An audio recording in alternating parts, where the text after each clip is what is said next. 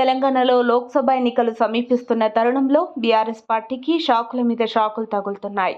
ఇప్పటికే కొంతమంది కీలక నేతలు కారు దిగి ప్రతిపక్ష పార్టీల గడప తొక్కగా అదే దారిలో మరికొందరు నడవనున్నట్లు ప్రచారం జరుగుతోంది. అయితే అసెంబ్లీ ఎన్నికల ముందు నుండే మహేశ్వరం మాజీ ఎమ్మెల్యే తీగల కృష్ణారెడ్డి కారు దిగి కాంగ్రెస్లో చేరనున్నారని ప్రచారం జోరుగానే సాగింది. కానీ ఆయన కారు దిగింది లేదు, కాంగ్రెస్ కండువా కప్పుకుందే లేదు. ఇదిలా ఉంటే ప్రస్తుతం తీగల కృష్ణారెడ్డి హస్తంతో దోస్తీకి సిద్ధమైనట్టు తెలుస్తోంది. ఈ మేరకు సీఎం రేవంత్ రెడ్డితో తీగల కృష్ణారెడ్డి భేటీ కూడా అయ్యారు. తెలుగుదేశం పార్టీతో తన రాజకీయ ప్రస్థానం ప్రారంభించిన తీగల కృష్ణారెడ్డి గతంలో హైదరాబాద్ మేయర్గా కూడా పనిచేశారు. మహేశ్వరం నియోజకవర్గం ఏర్పడినప్పుడు టీడీపీ అభ్యర్థిగా పోటీ చేసి సబితా ఇంద్రారెడ్డి చేతిలో ఓటమి పాలయ్యారు.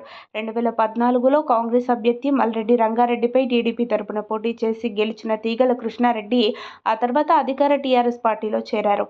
అయితే 2018లో కాంగ్రెస్ అభ్యర్థిగా పోటీ చేసిన సబితా ఇంద్రారెడ్డి చేతిలో తీగలు ఓడిపోయారు. ఈ క్రమంలో సబితా ఇంద్రారెడ్డి కూడా నాటి అధికార బీఆర్ఎస్ పార్టీలో చేరి మంత్రి పదవి దక్కించుకున్నారు. ఈ నేపథ్యంలో సబితా, తీగల మధ్య తరచూ ఆధిపత్య పోరు నెలకొంటోంది. అంతేకాక పార్టీలో కూడా తనకు ప్రాధాన్యత తగ్గుతూ వస్తోందని తీగల ఆవేదన వ్యక్తం చేస్తున్నారు. దీంతో త్వరలోనే కాంగ్రెస్లో చేరేందుకు తీగల సిద్ధమవుతున్నారని వార్తలు చక్కర్లు కొడుతుండగా, వాటికి బలం చేకూరుస్తూ శనివారం సచివాలయంలో సీఎం రేవంత్ రెడ్డిని మాజీ ఎమ్మెల్యే తీగల కృష్ణారెడ్డి కలిశారు.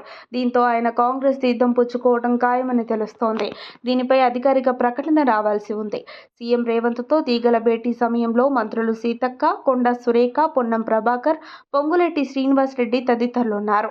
లోక్సభ ఎన్నికల ముందు ఇటీవలే బీఆర్ఎస్ ఎమ్మెల్యేలు కలవగా అదే బాటలో తీగల కృష్ణారెడ్డి సీఎం రేవంత్ రెడ్డిని కలవడం తెలంగాణ రాజకీయాల్లో చర్చనీయాంశంగా మారింది. మరిన్ని అప్డేట్స్ కోసం మా కాయ్ టీవీని సబ్స్క్రైబ్ చేసుకోండి. మా వీడియో కనుక మీకు నచ్చినట్లయితే లైక్ చేయండి, షేర్ చేయండి.